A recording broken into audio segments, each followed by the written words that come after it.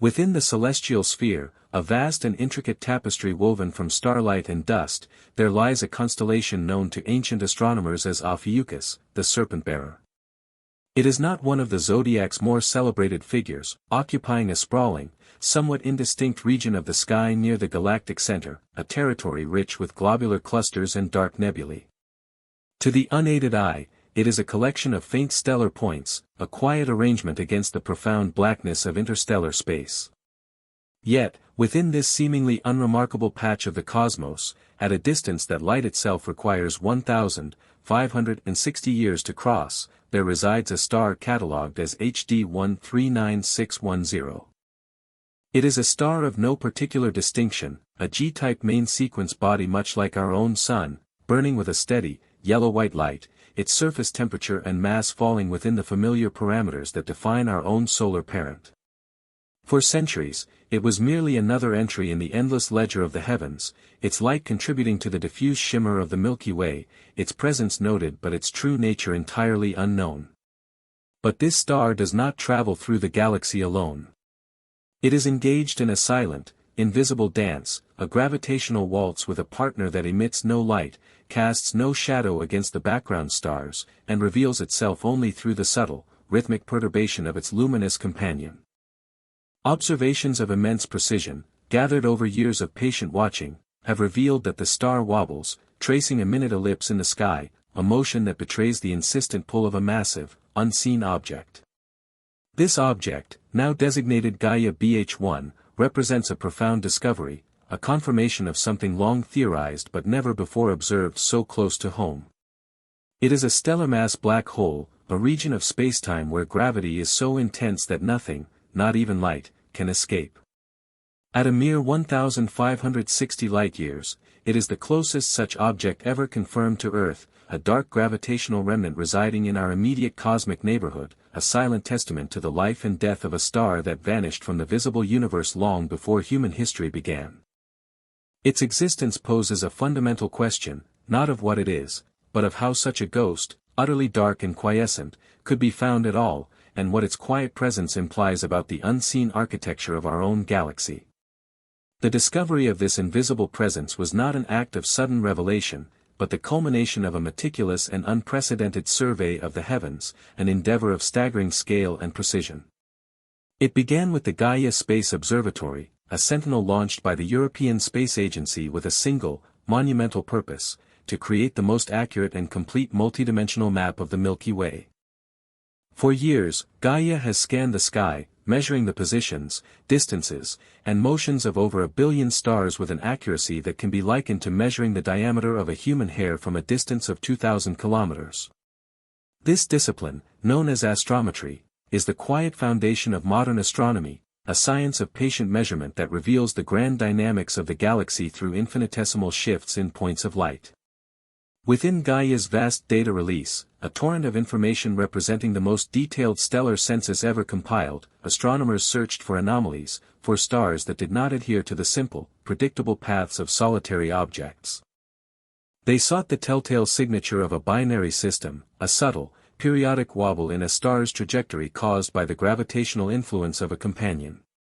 For the star HD 139610, Gaia's data revealed just such a motion, a gentle, looping path that could only be explained by the presence of an unseen partner, forcing the star into a slow, 1856-day orbit. Yet, astrometry alone was not enough. While it revealed the shape and period of the orbit, it could not definitively determine the mass of the hidden companion. For that, a different kind of observation was needed, one that measured not the star's position in the sky, but its motion along our line of sight.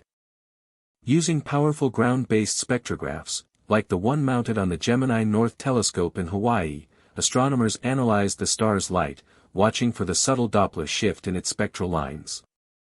As the star moved towards Earth in its orbit, its light was compressed to infinitesimally bluer wavelengths. As it moved away, its light was stretched to redder ones. This radial velocity measurement, when combined with Gaia's astrometric data, provided the final, crucial piece of the puzzle. The two datasets, one tracking motion across the sky and the other tracking motion towards and away from us, allowed for a complete, three-dimensional reconstruction of the orbit and a precise calculation of the masses involved.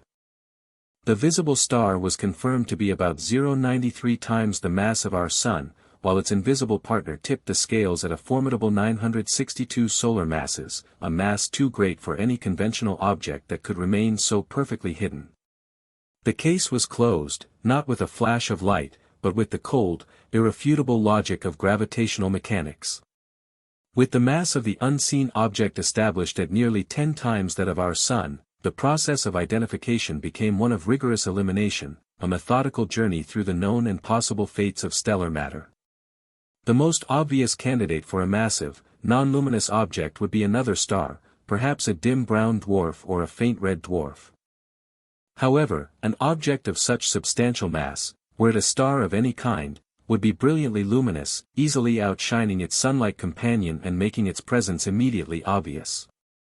Even a compact remnant like a white dwarf, the dense core left behind by a low-mass star, is limited by the laws of quantum mechanics to a maximum of about 14 solar masses, a boundary known as the Chandrasekhar limit, far below the measured mass of Gaia BH1. A more exotic possibility would be a neutron star, the incredibly dense object formed in the heart of a supernova explosion.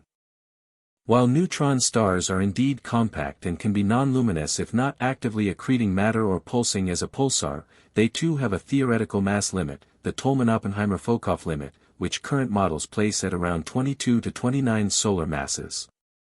The object orbiting HD 139610 is simply too heavy, its gravitational influence too profound, to be explained by a single neutron star. The possibility of two or more neutron stars orbiting each other so closely as to mimic a single object is dynamically unstable and exceedingly improbable. After exhausting all other plausible astrophysical explanations, only one conclusion remained, one that aligns perfectly with the predictions of general relativity. The object must be a stellar mass black hole, the final endpoint in the life of a very massive star.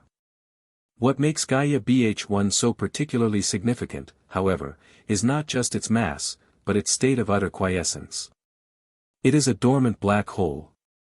It is not actively feeding on its companion star, and as a result, there is no accretion disk of superheated gas swirling around it.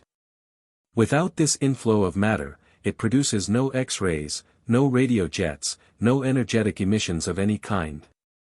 It is electromagnetically silent, a pure manifestation of gravity, its existence inferred solely through its effect on the spacetime around it and the star caught within its gentle, but inescapable, grasp. This profound darkness is what makes its discovery so challenging and so revolutionary, for it confirms the existence of a population of cosmic relics that have, until now, remained almost entirely invisible to us. The visible component of this extraordinary system, the star that acts as a beacon for its dark companion, offers a portrait of serene normalcy against a backdrop of extreme physics. It is a star much like our own, a G-type yellow dwarf in the stable, hydrogen-fusing prime of its life. Its physical properties are so familiar that they serve as a relatable anchor in this otherwise alien arrangement. It possesses approximately 93% of the Sun's mass and about 99% of its radius, shining with a luminosity that is almost identical to our home star. An observer in a hypothetical planetary system around this star would experience a day not unlike our own, under a sun of familiar size and color. Yet, their celestial mechanics would be fundamentally different. Their sun is not a solitary wanderer, but is locked in a perpetual gravitational embrace with a void 10 times its own mass.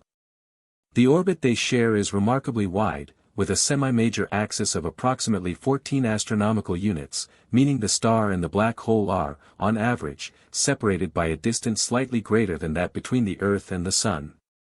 This vast separation is the key to the system's current tranquility.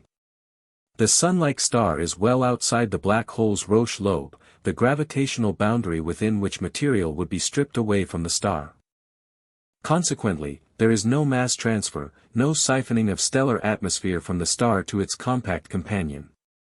The star is not tidally distorted into a teardrop shape, nor is it being consumed. It proceeds through its life cycle entirely unmolested, its evolution dictated by its own internal nuclear processes, its only deviation from a solitary existence being its unending orbital journey. The period of this orbit, 1856 Earth days, further underscores the system's placid nature. It is a slow and graceful dance, not a rapid, violent spiral.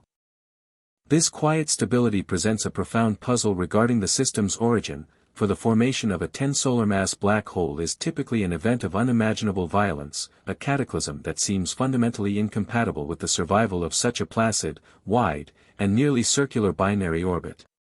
The serene present of this star system belies a history that must have been both dramatic and strangely subdued, a cosmic story of death and survival that challenges our understanding of how the most massive stars end their lives.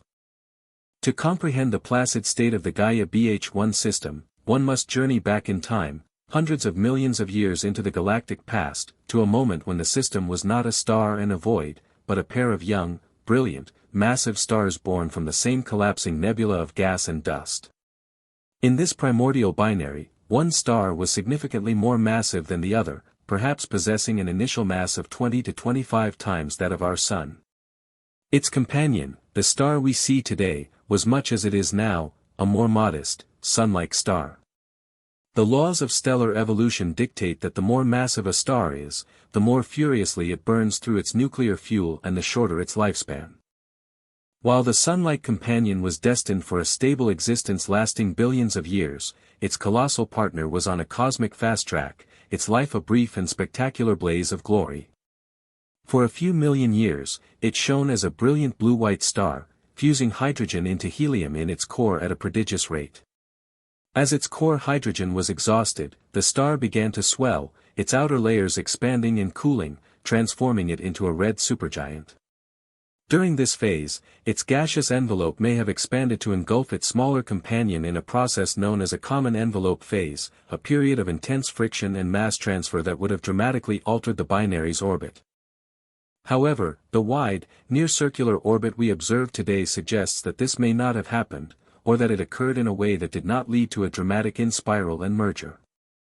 The supergiant star continued its rapid evolution, fusing progressively heavier elements in its core, helium into carbon, carbon into neon, and so on, up through the periodic table until it forged a core of iron and nickel.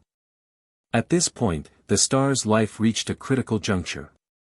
Iron fusion does not release energy, it consumes it. The outward pressure from nuclear fusion that had supported the star against the immense crush of its own gravity for millions of years suddenly ceased. The iron core, now inert, could no longer resist the gravitational onslaught. What happened next is the central mystery of the Gaia BH1 system, for the conventional fate of such a massive star is a core collapse supernova, a titanic explosion that would have blasted the system apart. The survival of the sun-like companion star in its wide and stable orbit presents a significant challenge to the standard model of black hole formation. A typical core collapse supernova is one of the most energetic events in the universe, an explosion that can briefly outshine an entire galaxy. During such an event, the dying star violently ejects the vast majority of its mass into space as a rapidly expanding shell of superheated gas and radiation. This sudden and catastrophic loss of mass from the primary star would have drastically weakened its gravitational hold on its companion. Furthermore, the explosion itself is often asymmetric, imparting a powerful, natal kick to the newly formed black hole or neutron star, sending it hurtling through space at hundreds of kilometers per second. In a binary system, such a kick would act like a stone released from a sling, flinging the companion star away into a new, highly eccentric orbit, or ejecting it from the system entirely. The near-circular, placid orbit of the star in the Gaia BH1 system is profoundly inconsistent with such a violent history. This points towards a far quieter, less disruptive end for the massive progenitor star. The most compelling explanation is a phenomenon known as a failed supernova or direct collapse. In this scenario, as the star's iron core collapsed, the implosion was so overwhelming and complete that it did not produce a powerful, rebounding shockwave. Instead of exploding, the core collapsed directly and immediately into a black hole, and the immense gravity of this nascent singularity then pulled the star's own outer layers down into it. The star effectively swallowed itself from the inside out. This process would involve a minimal ejection of mass and would impart a very small, if any, natal kick to the newly formed black hole. The transition from a massive star to a black hole would have been, from a dynamical perspective, remarkably gentle. The system would have lost mass, causing the orbit to widen, but it would have done so without the disruptive explosive force that would have unbound the binary. Gaia BH1, therefore, stands as powerful circumstantial evidence for this mode of stellar death, providing a pristine example of a post-collapse binary system that was spared the typical supernova violence, allowing its delicate orbital architecture to survive as a fossil record of its progenitor's quiet demise. The concept of dormancy is central to the significance of Gaia BH1 and the vast population of objects it represents. Most depictions of black holes in the popular imagination are of voracious cosmic engines, quasars powering the centers of distant galaxies, or X-ray binaries like Cygnus X-1, where a black hole violently tears matter from a companion star. These are active black holes, and their brilliance across the electromagnetic spectrum is a direct consequence of their feeding process. As gas from a companion or the interstellar medium is pulled towards the black hole, it does not fall directly in. Instead, constrained by the conservation of angular momentum, it forms a flattened, rotating structure called an accretion disk. The friction and shear forces within this disk are so extreme that they heat the gas to millions of degrees, causing it to glow fiercely in high-energy wavelengths, particularly X-rays. This radiation is what makes active black holes some of the most luminous objects in the universe. A dormant black hole, by contrast, is one that is not currently accreting any significant amount of matter. It is effectively starving. Without the inflow of gas, there is no accretion disk, no superheating, and therefore, no emission of light. Gaia BH1 is the archetype of such an object. It is a pure manifestation of gravity as described by Einstein's theory of general relativity. It is defined by its event horizon, a one-way membrane in spacetime, a boundary beyond which the gravitational pull is so strong that the escape velocity exceeds the speed of light. For a black hole of 10 solar masses, this event horizon would have a radius of only about 30 kilometers. Within this boundary lies the singularity, a point of theoretically infinite density where our current understanding of physics breaks down. But from the outside, the black hole itself is utterly black. It does not radiate, it does not reflect, it does not glow. Its presence is felt only through its warping of the spacetime continuum around it, a silent, invisible distortion that dictates the motion of its companion star. This is why such objects are so elusive. They do not call attention to themselves with brilliant displays of energy. They are the quiet majority, the ghosts of the galaxy, hiding in plain sight, their existence only betrayed by their subtle gravitational influence on the luminous matter that happens to pass by. The confirmation of Gaia BH1 as a nearby, dormant black hole is not merely the discovery of a single curious object, it is the first concrete validation of a long-held cosmological prediction about the demographics of our own galaxy. For decades, theorists have calculated that the Milky Way should be littered with the remnants of bygone generations of massive stars. Based on our understanding of star formation rates and stellar evolution, models suggest that our galaxy should contain on the order of 100 million stellar mass black holes. The vast majority of these, however, were expected to be isolated, drifting through the interstellar void without a companion star to betray their presence. Even those within binary systems were predicted to be predominantly dormant, existing in wide orbits like that of Gaia BH1, where no mass transfer occurs. This creates a profound observational bias. Astronomers have primarily found black holes by searching for the bright X-ray signals of accretion, a method that only works for the small fraction of systems where a black hole is actively feeding. This is akin to trying to conduct a census of a city by only counting the houses with their lights on at night. The true population, the silent majority, remains unseen. Gaia BH1 is our first confirmed sighting of one of these dark houses in our own neighborhood. Its discovery, made possible by the exquisitely precise astrometry of the Gaia mission, represents a paradigm shift in the search for these objects. It proves that we can find black holes not by looking for what they emit, but by meticulously tracking what they move. This opens up a new observational window, a way to map the galaxy's unseen mass. As astronomers continue to sift through Gaia's data and apply similar techniques to other stellar systems, it is anticipated that many more such dormant black holes will be uncovered. This will allow for the first time a genuine census of the galaxy's stellar remnants, providing crucial data on the formation of massive stars, the physics of supernovae, and the distribution of compact objects that constitute a significant, yet invisible, component of the Milky Way's total mass. Gaia BH1 is the harbinger of this new era of gravitational astronomy, the first entry in a new catalogue of the galaxy's dark inhabitants. The current state of the Gaia BH1 system, one of quiet and stable orbital mechanics, is but a fleeting moment in its multi-billion-year lifespan. While the black hole itself is an immutable endpoint of stellar evolution, its sun-like companion is not. Like all main-sequence stars, it is steadily consuming the hydrogen fuel in its core, and its own dramatic evolutionary journey lies ahead. In approximately 5 billion years, a timescale comparable to the remaining lifespan of our own Sun, the star will exhaust its core hydrogen. The delicate balance between the outward pressure of fusion and the inward pull of gravity will be broken.